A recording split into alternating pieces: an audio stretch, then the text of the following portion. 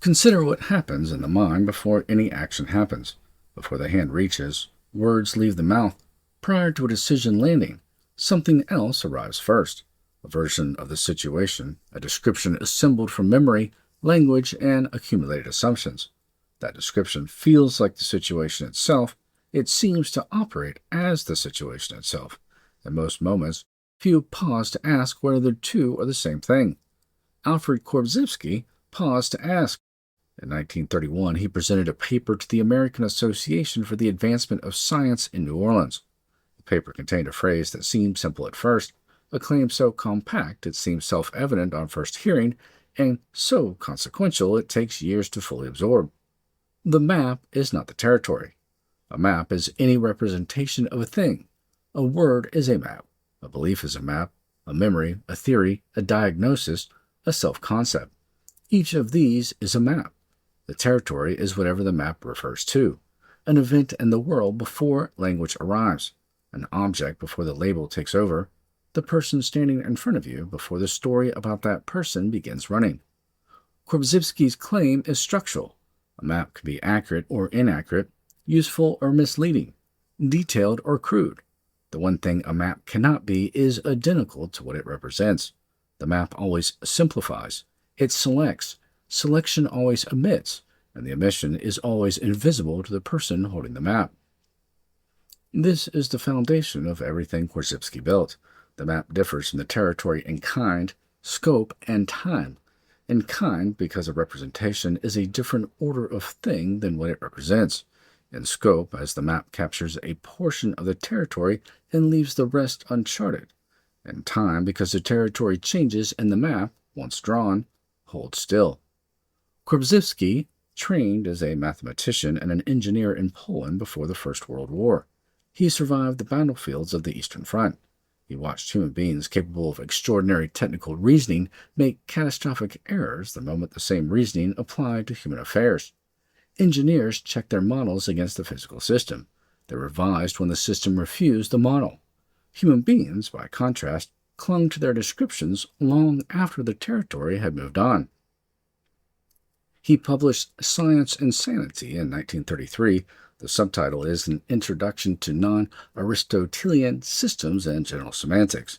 The title itself carries the argument, sanity, in Korzybski's framing, is a functional relationship with reality, the capacity to orient towards the territory rather than towards the map of the territory. It's a trainable capacity and a predictable one. The inverse of that capacity has a name too. It is called identification.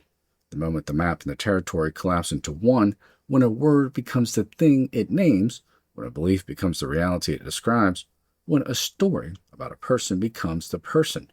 That collapse is where Korzybski locates one of the deepest and consistent sources of human suffering.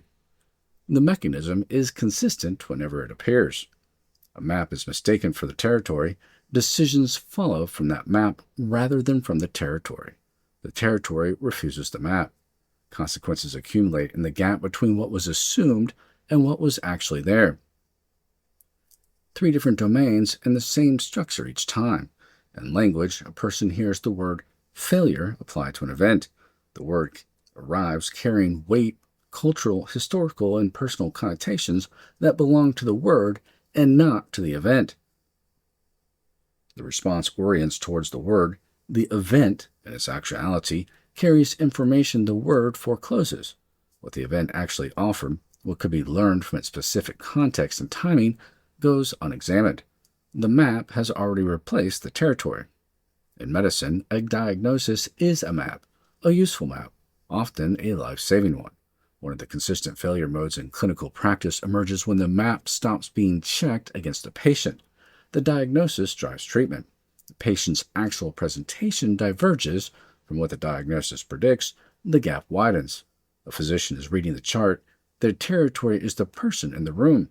When those two stop corresponding, the gap does the damage. In geopolitics, one of the most documented cases of failed military strategy is planning from outdated intelligence. A map of a territory that has already changed. The map was accurate once. The territory moved. The commanders moved with the map. The soldiers paid the cost of the gap. Korzybski saw this pattern across every domain that he examined. Language, psychology, politics, science, and medicine, the same structural error running underneath all of them. A representation mistaken for the thing represented. A description clung to after the described reality had already shifted. He named this identification, and he considered it a structural hazard of being a language-using species. Humans inherit maps. They receive descriptions before they encounter the territories those descriptions refer to. A child receives language before experience. Language shapes what gets noticed in the experience. A student receives a framework before the phenomenon the framework addresses. The framework shapes what gets seen and what gets filtered out. The map precedes the territory in human development, and the territory rarely gets the opportunity to correct the map. This is why Korzybski spent 30 years building a system rather than writing a single argument. The problem required practice. It required tools that a person could apply daily, in ordinary moments, to stay oriented towards territory rather than captured by a map. He called this system general semantics, and the word semantics here carries a scope far wider than linguistics. General semantics is applied epistemology, a technology for living closer to what is actually there.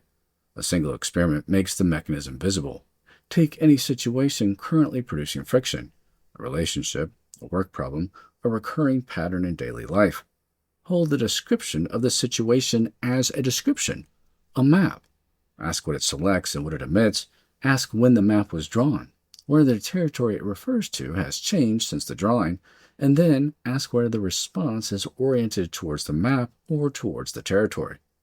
This is Korzybski's invitation. The invitation is quiet, almost unremarkable on first contact. Its consequences compound over time. The map is not the territory. The word is not the thing. The description is not the described. These three phrases point at one observation. Once the observation becomes a living distinction rather than a piece of information, the way language can feel changes, or a belief function can change, or how conflict operates is able to change. A gap opens between the map and the territory that was always there. For the first time, there's room to stand in it. Korzybski built a physical model to show where the gap opens and how it grows. He called it the structural differential. It is a device showing the territory at one level, the objects the nervous system selects from that territory at the next level, and the successive labels language hangs from those objects at every level above. Each step up the ladder loses detail, gains portability, and moves further from the original event. The structural differentiation is the subject of the next episode. That gap in knowledge is exactly what this series addresses.